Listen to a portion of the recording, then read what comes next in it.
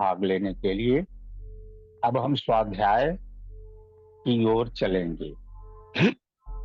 आज का जो विषय है वो आ, बहुत ही बहुत ही विख्यात विषय है, बहुत ही फेमस है और हर व्यक्ति को उसके बारे में आइडिया भी है। तो आइडिया ये है कि हम इस दुनिया में, इस मृत्यु लोक में हम क्यों आते हैं।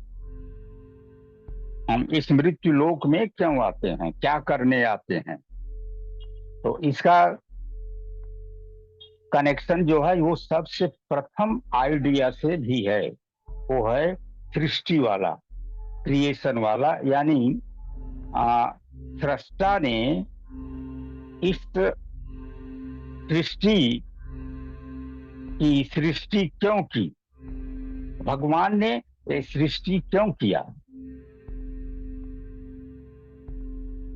इसका कुछ कारण है जरूर।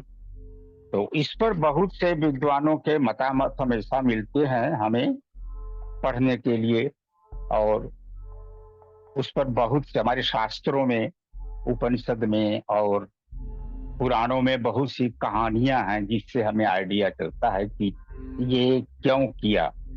तो इसको एक बात ये मानी जाती है, अधिकांश संतों का ये कहना है कि ये जो सृष्टि है, जो सृष्टि चल रही है, ये एक तरह का ड्रामा ही है। ये डिवाइन ड्रामा है, ये एक तरह का ये खेल है, नाटक है। और ईश्वर को भी मनोरंजन की इच्छा हुई तभी ये हुआ। वो इच्छा एकदम शुरुआत से आप देखेंगे तो सृष्टि के पहले और कुछ नहीं था, केवल ब्राह्मण था। जैसे हम महावाक्य जो है ऋग्वेद का, उसको हम जब हम पर जाप करते हैं, ध्यान करते हैं कि अहम ब्रह्मास्मि, तो वो जो ब्रह्म है, वो ब्रह्म, वो ब्रह्मा नहीं, वो ब्रह्म जो है वो ब्रह्म ही था और कुछ था नहीं। और ब्रह्म जिसको अंग्रेजी में स्पिरिट कहते हैं, और धर्म के जैसे खास करके क्रिश्चियन धर्म जो है, तो वो लोग उसे, उस स्पिरिट को लोग स्पिरिट कहते हैं या सुपर सोल कहते हैं। तो ये वही था केवल। तो उसमें कुछ ऐसी ऐसी कुछ अभिलाषा पैदा हुई कि जो अकेले है उसमें ऐसी ऐसा एक स्फुरण हुआ, एक वाइब्रेशन हुआ, जिससे ये महसूस हुआ कि हम कुछ, हमारा कोई कंपेनियन हो, हमारे साथ कोई हो, तो हम भी कुछ इंटरेक्शन करें, उससे हमारे बीच में कोई डायलॉग हो, बातचीत हो। माने इंटरेक्शन का मतलब ये कि हमारे उसके बीच में कुछ लेन देन और कुछ विचार विमर्श, इस तरह की कोई बात हो। तो इसी इच्छा से ये सृष्टि का जन्म हुआ। अपने लिए कोई चाहिए जिसके साथ मैं भी कुछ इंटरेक्शन कर सकूं, यही बात जो है विश्वास किया जाता है। और उसी से इस सृष्टि का जन्म हुआ। यानी एक जो था वो अनेक हो गया, वन बिकेम मेनी। अब उसके मेनी का मतलब कि मेनी मेनी मेनी, अनेक अनेक अनेक, इतने ज्यादा हो गए, उसका मल्टीप्लिकेशन इतना बड़ा हो गया कि बहुत से उनके भाग हो गए। और जितने भाग हुए, वो जो प्राणी बने, उन सब प्राणियों के हृदय में ब्रह्म ने अपने आप को, अपने आप के एक अंश को सबके हृदय में रख दिया। ये नहीं कि हम तुमको बना रहे हैं, तुम्हारी रचना कर रहे हैं और जाओ जहां भेज रहे हैं और वो अपने को आराम से वहीं रखें, ऐसी बात नहीं है। जब भेजा, एक नए युग में, एक नए जगह में, एक नए आ, वातावरण में, नए अनुभव वहां होंगे, अच्छा खराब, पीड़ा और प्लेजर प्लेजर पेन कुछ भी होगा। दर्द मिलेगा, खुशियां मिलेंगी, बहुत कुछ हर चीज का द्वंद्व के रूप में अनुभव होगा। तो ऐसी जगह में हमारे जो सृष्टा थे, उन्होंने हमें इस तरह बना बना के छोड़ नहीं दिया। वो हमारे साथ हमेशा के लिए आए, और आए हमारे हृदय में अपनी एक जगह बना के उन्होंने इसमें अपने को स्थापित किया। और जो ईश्वर का अंश हमारे हृदय में स्थापित हुआ और स्थापित है और हमेशा रहेगा, उसी को कहा गया आत्मा। उसको कहा गया आत्मा। और जो ब्राह्मण का जो कॉस्मिक रूप था, जो अनंत जो रूप था, अनंत जो उसका आकार था, उसे परमात्मा कहा गया। तो जो ब्राह्मण था उसे परमात्मा कहा गया। आपको कुछ कुछ एक एक के टीका में डिफरेंस मिलेगा, लेकिन कहा जैसे ये जाता है कि सृष्टि के बाद ही ये ईश्वर जो शब्द है सृष्टि के बाद आया है। यानी जब जो बिना नाम के, बिना रूप के, बिना गुण के जो ब्रह्म थे, उन्होंने जब सृष्टि किया तो उसके बाद में वो भगवान बन गए या ईश्वर बन गए। तो उसके बाद ही भगवान कहा जाने लगा या ईश्वर कहा जाने लगा। लेकिन इन सब में जो डिफरेंसेस हैं, उनको लेके जो विवाद होता है, उसमें हमें जाके अपना समय नहीं खराब करना है। कहने का मतलब कि एक थे ईश्वर, और उनको इच्छा हुई कि हम भी कुछ हमारे लोग साथ हो, हमारे साथी हो, कंपेनियन हो, तो उनके साथ में मैं भी कुछ इंटरेक्शन करूं, कुछ समय उनके साथ पास करूं। तो वही एक जो था वो अनेक हो गया, और उसी का नाम हुआ सृष्टि। तो वो सृष्टि में जब एक एक से सब चीजों का निर्माण होने लगा, हर तरीके से हुआ। ये हम उनमें जो हमारे अंतःकरण में पहले कॉजल बॉडी बनी, फिर एस्ट्रल बॉडी बनी, उसके बाद में तो फिजिकल बॉडी बनी। उसके बाद में जो कॉजल बॉडी है उसमें जो मान कारण शरीर है, उसमें पूरा सब आइडियाज भर दी गई। जितनी आइडिया है ना, जितनी आइडिया है हमारे बारे में, वो सब कारण शरीर में है। और कारण शरीर में आगे चल के आप जानेंगे कि उसमें ये भी व्यवस्था हुई कि हमारे जो हम कर्म करते हैं, उन कर्म का जो फल हम इस जीवन में नहीं भोग लेते हैं, तो वो कर्म भी वहां संचित रखे जाते हैं। आपका एक अकाउंट खुल जाता है, उसमें उसका पूरा हिसाब लेखा जोखा रहता है। जो अच्छा काम करते हैं, जो बुरा काम करते हैं, वो सब वहां पर उसका रिकॉर्ड होता है। क्योंकि आगे चल के आपको डिवाइन लॉ, सृष्टि के बाद में एक डिवाइन लॉ बनाया गया। एक दिव्य दिव्य कानून कह लीजिए, दिव्य नियम कह लीजिए, वो चीज भी बनाया गया। उसी के हिसाब से लोगों के कर्मों का कैलकुलेशन होगा, और उसी के हिसाब से उन्हें उसका फल भोगना पड़ेगा।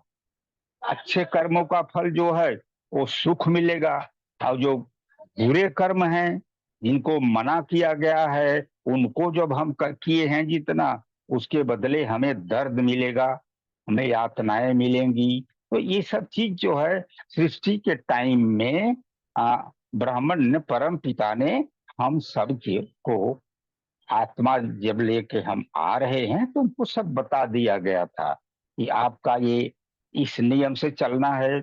आपको पूरी स्वतंत्रता दी जाती है, आप जो चाहें वो करेंगे, और मैं मना भी नहीं करूंगा।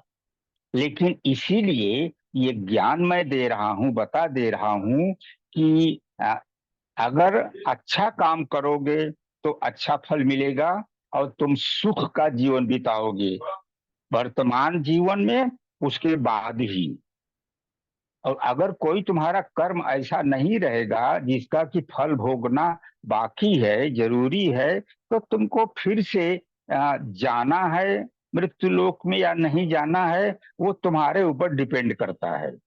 लेकिन अगर कुछ कर्म है जिनका फल भोगना ही है, तो उसे, उसके लिए तो जन्म लेना ही होगा। और तब तक ये जन्म मृत्यु की ये चेन जो है, ये चरखी चलती रहेगी। जब तक कि आपके सारे कर्मों का फल आप भोग न लें। तो एक एक कारण जो अभी स्टार्टिंग रीजन है वो ये है कि भगवान की इच्छा को पूरी करना और फिर नियमों का पालन करके ईश्वर को खुश रखना जो है, ये दूसरी बात हुई। अब दूसरी बात के बाद में तो ये तो हो गई, इसलिए हम आए। अब इसके बाद फिर देखा गया कि वो सबको फिर जाना पड़ रहा है, फिर आना पड़ रहा है, तो मृत्यु जन्म ये सब का एक नियम बन गया। नियम तो पहले से ही बन गया, लेकिन देखा कि उस नियम से प्रभावित सब लोग हो गए, आ रहे हैं जा रहे हैं। जैसे आप कहीं किसी जगह दर्शन करने जाएं किसी देवी देवता की, तो ऊपर में अगर पहाड़ी के ऊपर में मंदिर है, सीढ़ियां बनी हैं, तो आप जाइए वहां, तो लोग उठ रहे हैं, कुछ लोग उतर रहे हैं, कुछ लोग जा रहे हैं, कुछ लोग उतर रहे हैं, कुछ लोग दूसरी व्यवस्था से ऊपर जा रहे हैं। यानी कुछ लोग हैं वो उनको अपने सिर पे एक व्यवस्था करके आसन लगा के उस पर बैठा के ले जा रहे हैं। तो इस तरह से आना जाना लगा है और सब आते जाते रहते हैं। ये नियम हुआ। तो इसके बाद अब दूसरी बात ये आ गई कि हम केवल एक बार सृष्टि हुई है हम आए, ऐसी बात नहीं है। हम तो आ रहे हैं जा रहे हैं, आ रहे हैं जा रहे हैं। तो उस तरह से हमारा जो कर्म है उसके हिसाब से और हमारी जो इच्छाएं हैं उसके हिसाब से हमारा जीवन इस तरह से एक रेगुलर प्रोसेस में जाकर के सेट हुआ, और वही सेटिंग में वो चल रहा है आना जाना। तो दो चीज हो रही है कि हमको बार बार क्यों आना जाना पड़ता है। वो ये है कि एक है इच्छा, दूसरा है कर्म। हमें इच्छा, कुछ भी जो इच्छा हुई हम उस इच्छा की पूर्ति के लिए हम कुछ भी कर सकते थे। ईश्वर ने हमें पूरी शक्ति, यानी ईश्वर के पास जो था सब कुछ उन्होंने हम लोगों को दिया। हम लोगों को इस रूप में दिया कि जो आत्मा बन के हमारे अंदर वो बैठे थे, तो वो तो सब शक्ति और सब प्रेम सब आनंद लेकर ही बैठे थे। जैसे मान लीजिए कि महाभारत युद्ध में आ, अर्जुन के रथ पर जो झंडा था, उस झंडे में जो ऊपर में जाकर के पताका में हनुमान जी का चिन्ह दिखाई देता है, यानी हनुमान जी भी वहां बैठे। तो बहुत बड़ा युद्ध था ना। और उसका उद्देश्य केवल एक ही था कि धर्म और अधर्म के बीच में वो युद्ध था। वो बहुत ही निर्णायक युद्ध था। तो फिर उसमें हनुमान जी जैसे सब लोग आए, उसमें जितने वीर थे, हनुमान जी के छोटे भाई भीमसेन तो वहां थे ही, हनुमान जी भी आए।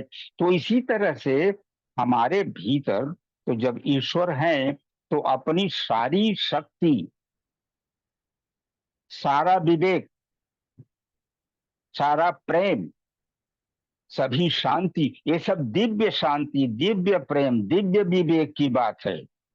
उसमें कोई वासनाएं नहीं है, एकदम प्योर। उसको लेके हमारे अंतःकरण में बैठे।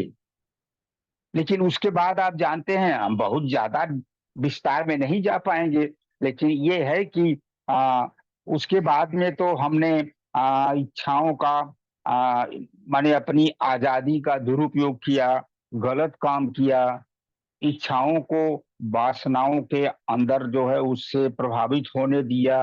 वो माया भी अपने काम में लगी हुई थी, क्योंकि सृष्टिकर्ता ने माया को भी प्रकट कर दिया था, बना दिया था, माया की ही रचना की थी। और उसको ये पावर दिया था कि तुम भी अपना पावर किसी के ऊपर भी लगा सकती हो।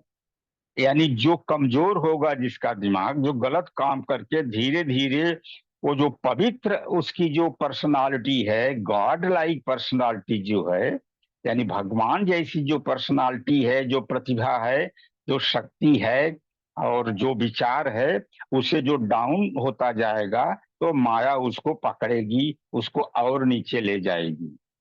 तो इस तरह से जब नीचे हो, हमारा जब पतन होने लगा, तो हम माया के वश में हो गए।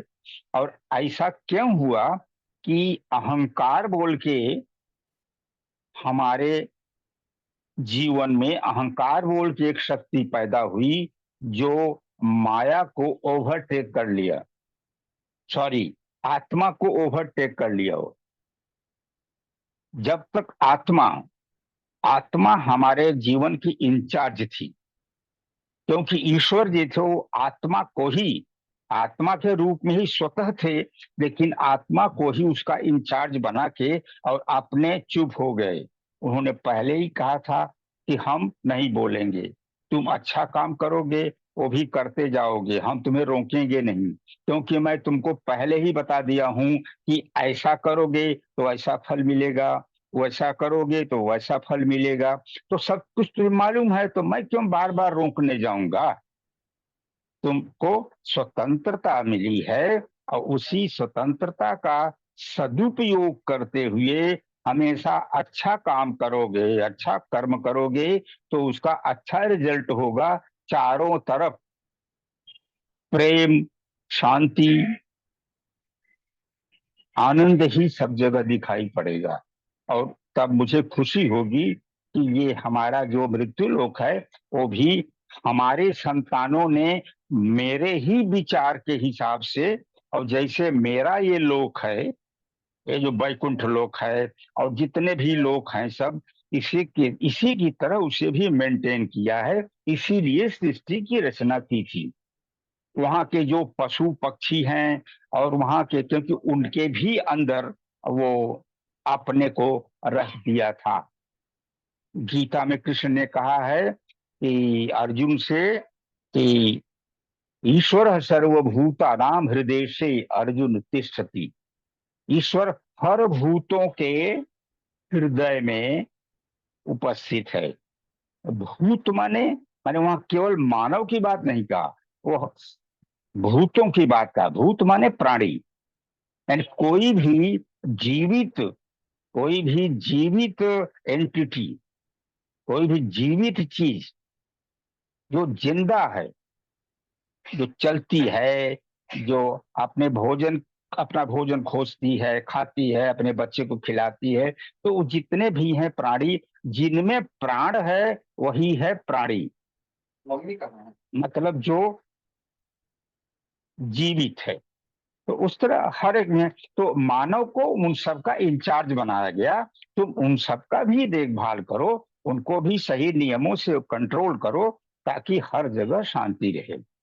तो ये सब हुआ। तो ये बात, दूसरी बात ये कि ये कर्म कहाँ से आया। कर्म आता है डिजायर से। तरह तरह की इच्छाएं होती रही और उस इच्छाओं के हिसाब से ही हम लोगों को फल मिलते गए।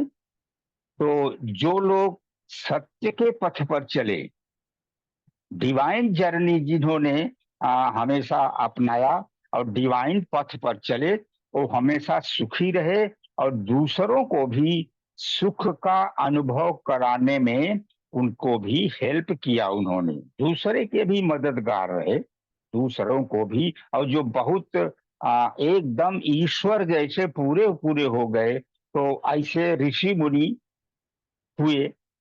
उनमें से ऋषियों मुनियों में कुछ गुरु हो गए। यानी गुरु होने का मतलब ये कि वो और दूसरे मनुष्यों का भी भार लिया। भार किस चीज का लिया? भार लिया उनको गाइड करने का, उनको सही रास्ते पर ले चलने का, ताकि वो भी ईश्वर को फिर अनुभव कर सकें। ईश्वर को अनुभव कर लेना ही ईश्वर को पाना है। ईश्वर को अनुभव कर लेना ही ईश्वर को जानना है। ईश्वर को अनुभव कर लेना ही ईश्वर का दर्शन करना है। क्योंकि वो दर्शन हमारी ये भौतिक आंखों से तो होगा नहीं। वो तो हमारे जो अंतर चक्षु जो है, जो तीसरी आंख जिसे आप कहते हैं, जो यहाँ पर देखिए दोनों भौहों के बीच में होती है, उसी आंख से तो हम उसका दर्शन करते हैं। तो वो सामान्य अर्थों में जिसे हम देखना कहते हैं, वो उस तरह का देखना नहीं है। वहां देखने का मतलब ये है कि उसकी चेतना उसकी चेतना को हम अनुभव करें। और उसको जब देख रहे हैं तो हम वही हो जा रहे हैं। यानी गॉड को देखने का मतलब यह है, ईश्वर को देखने का मतलब यह है कि हम ईश्वर जैसा एकदम हो जा रहे हैं। तभी हमको उसका अनुभव होगा, और तब हम भी ईश्वर की तरह हो गए। क्योंकि हमारी जो वासनाएं थी, जो गलत विचार थे, कोई भी निगेटिव चीज थी, कोई भी ऐसी चीज जो कि ईश्वर जैसे जीवन यापन करता है, यहाँ आके हम लोगों के अंतःकरण में बैठ के जो जीवन यापन करना चाहता है, उसके हिसाब से जब हम जीवन यापन करते हैं पूरा पूरा, तो हमारी वासनाएं खत्म हो जाती हैं। जब माया एक बार जान लेती है कि ये व्यक्ति अब संतों की शरण में जाना शुरू कर दिया है, अब ये ध्यान करना शुरू कर दिया है, अब ये सिंसियरली और सीरियसली ये पूजा करना शुरू कर दिया है, जब माया को ये मालूम हो जाता है तो वो उसके पास से वो हट जाती है। अब उसको प्रॉब्लम नहीं करेगी, वो भी तो बहुत डरती है ना। जो लोग भगवान के बताए हुए रास्ते पर चल रहे हैं, उनसे उनको वो भगवान जैसा ही मानती है। वो तो देखती है जो गलत रास्ते पर जा रहे हैं, जो डिमानिक मेंटेलिटी के शिकार होते जा रहे हैं, वो डिवाइन मेंटेलिटी नहीं, डेमोनिक मेंटेलिटी के शिकार हो रहे हैं, उन्हीं को वो माया जो है वो पकड़ती है। तो इसी तरह से चलता है संसार। तो हम इसीलिए जाए कि ईश्वर का एक कौतूहल भी होगा, और उसके बाद में नया नया अनुभव होगा। पूरी इतनी बड़ी जो कॉस्मस था, जो ब्रह्मांडों का ब्रह्मांड जो था, वो उसका भी सब उन्हीं का था। वे सब हर जगह सब में विराजमान थे, लेकिन उससे वो कोई आनंद नहीं ले रहे थे, उससे कोई क्रीड़ा नहीं करते थे। आनंद तो वो आनंद ही थे, क्योंकि तब भी वो कुछ नहीं बल्कि सच्चिदानंद थे। सबसे बड़ी परिभाषा ब्राह्मण की यही है, सच्चिदानंद। तो वो आनंद स्वरूप, तो हम मृत्युलोक में आकर के ये सब शब्दों का प्रयोग करते हैं, तो वो आनंद ही आनंद थे।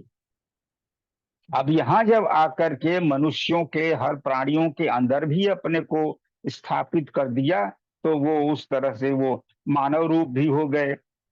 जैसे हम सब लोग ईश्वर ही हैं, ब्रह्म ही हैं, लेकिन हम ब्रह्म एकदम इस तरह से नहीं है कि हाँ जो ब्रह्म है हम ब्रह्म के मानव रूप हैं। हम ब्रह्म के मानव रूप हैं। पक्षियों में भी ब्रह्म है, तो ब्रह्म के पक्षी रूप हैं। इस बात को मैंने इसलिए कहा कि आप जानते हैं कि कागभूषुंडी, गरुड़ जी पक्षियों के रूप में भी बहुत से भगवान के अवतरण की बातें आती हैं सामने, और वो बड़े ऋषि मुनियों के बराबर थे। तुलसी रामायण में देखिए, उत्तर कांड में काग भुसुंडी गरुड़ संवाद बोल के लंबा डायलॉग है। ज्ञान क्या है, भक्ति क्या है, ज्ञान भक्ति का निरूपण क्या है, इस सब को अगर आपको प्राप्त करना हो तो आप उसे ध्यान से उसे पढ़िए, उसकी उसका अध्ययन कीजिए, तो आपकी जितनी शंकाएं हैं वो सब मिट जाएंगी। जैसे लोग ऐसा प्रश्न कर देते हैं कि ज्ञान बड़ा है कि भक्ति, तो इस तरह के प्रश्नों का उत्तर अगर आप खोज रहे हैं, तो आप रामचरितमानस में उत्तर कांड में काग भुसुंड गरुड़ संवाद आप पढ़िए।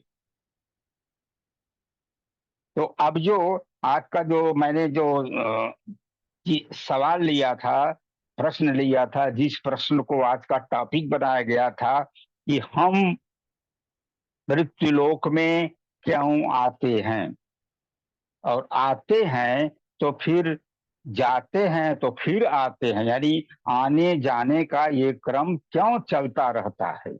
जन्म मृत्यु का कर्म जो है, रीबर्थ, साइकिल ऑफ रीबर्थ, पुनर्जन्म की ये जो श्रृंखला है ये क्यों चलती रहती है, तो उसी के उत्तर में हमें इन सब बातों को ध्यान में रखना है और इस पर मनन करना है। आप इस पर मनन करेंगे तो प्रश्न भी उठेंगे, नए प्रश्न उठेंगे। उन प्रश्नों को आप यहाँ सत्संग में, स्वाध्याय में ला सकते हैं। उस पर हम सब लोग मिल के विचार करेंगे और उससे हमारे ग्रुप को भी अच्छा लाभ, आध्यात्मिक लाभ होगा।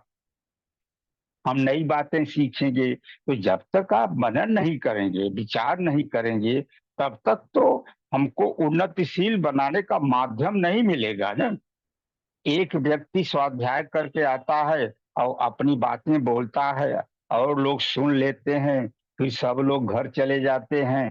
तो ये सिस्टम अगर रहा, उसमें अगर कुछ चिंतन मनन से अगर प्रश्नोत्तरी का एक सिस्टम नहीं आता, इसके माने हम लोग सचमुच उन्नति नहीं कर रहे हैं, हम उतना आगे नहीं बढ़ रहे हैं। हमारी साधना जो है वो बहुत हल्की साधना हो रही है, उत्तम साधना हम नहीं कर पा रहे हैं। तो अब यही बातें रही। आपको कारण कुछ बताया मैंने कि सृष्टि भगवान ने क्यों किया, हम यहाँ क्यों आए, आने के बाद हमारा आने जाने का सिस्टम शुरू हुआ, तो वो चल ही रहा है, वो शांत, वो रुक नहीं रहा है। इसका क्या कारण हो सकता है? इन सब जो विचार मैंने व्यक्त किया, आपने सुना है। अब इसके बाद में हम यहीं पर मैं अपनी बातों को विराम दे रहा हूँ और आप जैसा समझें अपनी बातों को रख सकते हैं, कुछ और ऐड कर सकते हैं। मैं एक उसका एक पहलू लिया हूँ, एक छोटा सा रूप लिया हूँ, बहुत बृहद बात है, बहुत कुछ विषय में बहुत बड़ा है। तो आपको भी किसी को कुछ रखना हो तो रखिए, या जैसा है। आ, प्रिया प्रिया मैम है, वो जैसा कहे वो